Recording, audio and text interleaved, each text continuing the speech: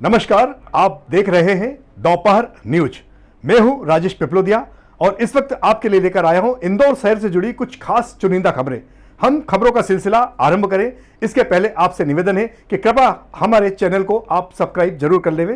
तो लीजिए पेश है इंदौर शहर से जुड़ी कुछ खास चुनिंदा खबरें। चैत्र मास की 10वीं तिथि के अवसर पर सोमवार को दशा माता का महापर्व मनाया गया। इस अवसर पर महिलाओं ने दशा माता का व्रत रखने के साथ ही पीपल देवता की पूजा अर्चना और परिक्रमा करने के साथ उन्हें कच्चे सूत की माला अर्पित की। इस व्रत और पूजन को करने से सारे अनिष्ट टल जाते हैं, ग्रह दशाएं सुधर जाती है, व्यक्ति सुख शांति और संपन्नता प्राप्त करता है, परिवार में खुशहाली रहती है, वंश वृद्धि भी होती है। इसी कामना के साथ हर साल महिलाएं शीतला सप्तमी के तीसरे दिन दशा माता का पूजन करती है। इस अवसर पर पीपल देवता की पूजा अर्चना और परिक्रमा के साथ ही कथा सुनने का भी महत्व बताया गया है। सोमवार सुबह 5 बजे से महिलाओं ने दशा माता का पूजन आरंभ कर दिया था, जो दोपहर बाद भी निरंतर जारी रहा। इंदौर जिला कलेक्टर कार्यालय में विश्व ग्राहक अधिकार दिवस मनाया गया। इस कार्यक्रम में मुख्य अतिथि जिला उपभोक्ता आयोग की सदस्य सुश्री निधि बार्गे के साथ विशेष अतिथि ग्राहक पंचायत के प्रांत अधिकारी डॉक्टर मिश्र अधिवक्ता उपस्थित थे।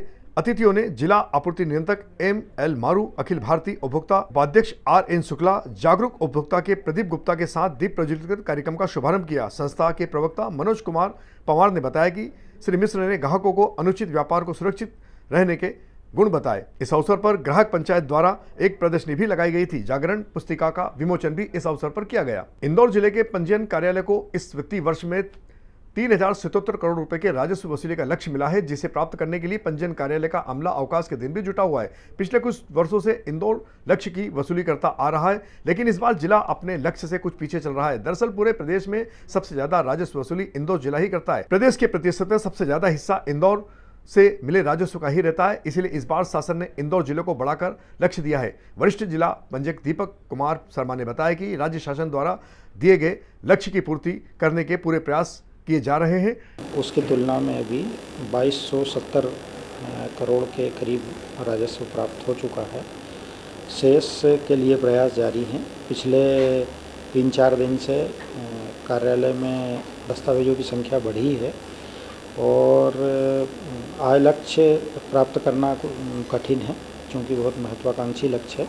इंदौर में आंगनवाड़ी कार्यकर्ताओं को 3 दिन का प्रशिक्षण 25 मार्च मंगलवार से प्रारंभ होगा, जिसके तहत 6 वर्ष तक के बच्चों को उनके समग्र विकास के लिए खेल खिलौने के साथ मानसिक विकास को ध्यान में रखते हुए एक अभियान शुरू किया जाएगा, जिसका नाम पोषण भी पढ़ाई भी है। यह अभियान सभी आंगनवाड़ी केंद्रों पर चलाया जाएगा। इसके लिए कार्यकर्ताओं को प्रशिक्षित भी किया जाएगा। प्रत्येक ब्लॉक में वहां के कार्यकर्ता को प्रशिक्षण दिया जाएगा। उन्हें खेल उपकरणों को बनाने के साथ साथ ही उनके प्रति बच्चों के आकर्षण बढ़ाने के कार्य को तहसील दी जाएगी। सभी परियोजनाओं में कुल 1839 आंगनवाड़ी केंद्र है। यहाँ की कार्यकर्ताओं को जो प्रशिक्षण दिया जाएगा उसमें नए खेल उपकरण बनाने, खिलाने, उनके समुचित विकास की दिशा में मजबूत कदम होगा। 6 साल की उम्र तक मस्तिष्क विकास की गति अधिक होने से इस उम्र में की गई पढ़ाई की तालीम कारगर होगी। यह जानकारी देते हुए महिला बाल विकास विभाग के परियोजना अधिकारी रामनिवास बुधोलिया ने बताया कि शासन के इस अभियान को प्राथमिकता के साथ संचालित किया जाएगा। जिले की समस्त आंगनवाड़ी कार्यकर्ताओं को हम ट्रेनिंग करने वाले हैं और ये ट्रेनिंग 25 तारीख से शुरू होगी। 3 दिवस की ट्रेनिंग है और ये ट्रेनिंग बेसिकली पोषण भी पढ़ाई भी थीम पर फोकस रहेगी। और इसका उद्देश्य ये है कि बच्चों के पोषण के साथ साथ उनकी जो पढ़ाई है या उनकी जो प्रारंभिक शिक्षा है वो किस तरह से कराई जाए। बच्चों के विभिन्न जो विकास हैं, चाहे वो संज्ञानात्मक विकास हो, चाहे वो फिजिकल डेवलपमेंट हो, मेंटल डेवलपमेंट हो, अन्य जितने भी विकास के सारे आयाम हैं, सभी आयाम के बारे में आंगनवाड़ी कार्यकर्ताओं को एक अच्छी ट्रेनिंग दी जाए। इंदौर विकास प्राधिकरण के CEO राम प्रकाश अहिरवार ने बताया कि अब इंदौर विकास प्राधिकरण में भी ऑनलाइन प्रक्रिया शुरू हो चुकी है। इस ऑनलाइन प्रक्रिया में नवीन कारण और अन्य कार्य भी शामिल है जो ऑनलाइन किए जा सकते हैं। सहायता केंद्र का निर्माण, इसके अलावा एक सहायता केंद्र का सह निर्माण भी किया गया है ताकि ऑनलाइन आवेदन करने में किसी भी प्रकार की परेशानी का सामना न करना पड़े। यह सहायता केंद्र नागरिकों को ऑनलाइन आवेदन प्रक्रिया में मदद करेगा। इंदौर प्राधिकरण यह ऑनलाइन प्रक्रिया नागरिकों को विभिन्न सेवाएं प्रदान करने में मदद करने के लिए ऑनलाइन आवेदनों के माध्यम से भूमि आवंटन प्रक्रिया को पूरा किया जा सकता है। ऑनलाइन प्लेटफॉर्म पर और भी अन्य आवेदक अपने आवेदनों का लाभ उठा सकते हैं। तो ऐसा हम लोगों ने विचार किया है कि एक ऑनलाइन एप्लीकेशन बना करके सभी जो आवेदन है वो ऑनलाइन उनसे एप्लीकेशन लें और उनका ऑनलाइन ट्रैकिंग करें, ताकि व्यक्ति को अब यहाँ ना आना पड़े। डिजिटलाइजेशन करके हम इसको पूरा और उनको एक कोड दें हम प्रॉपर्टी का, और उस प्रॉपर्टी के कोड से वो व्यक्ति अपने घर बैठे अपने मोबाइल ऐप के माध्यम से इसको ट्रैक कर सकते हैं।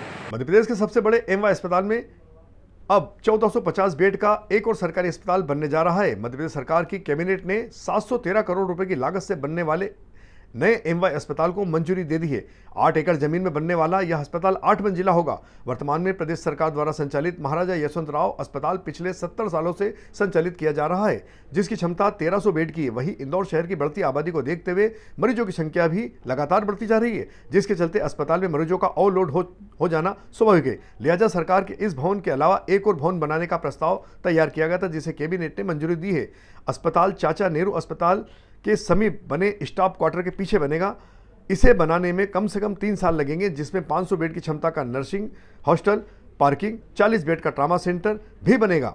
इसकी विस्तृत रिपोर्ट यानी कि डीपीआर पहले ही बनाई जा चुकी है। में टाइम लगेगा, तो एमवाय हॉस्पिटल को कोई डिसमेंटल या वो नहीं कर रहे हैं लोगों को, मैं ये बता दूं, ऐसा कोई भी नहीं है। वो ऑल टुगेदर नया प्रोजेक्ट। देखिए, अभी इसकी डिटेल प्रोजेक्ट रिपोर्ट बन रही है। जैसे ही बनेगी और जो सारी बातें सामने आएंगी वो शासन के द्वारा आप सबसे शेयर कर ली जाएंगी। तो ये थी इंदौर शहर और जिले से जुड़ी हुई कुछ खास प्रमुख खबरें। हमारे चैनल से लगातार जुड़े रहने के लिए कृपया हमारे चैनल को आप सब्सक्राइब जरूर करें। हमारी खबर अगर आपको अच्छी लगे तो इसे लाइक और शेयर जरूर करें।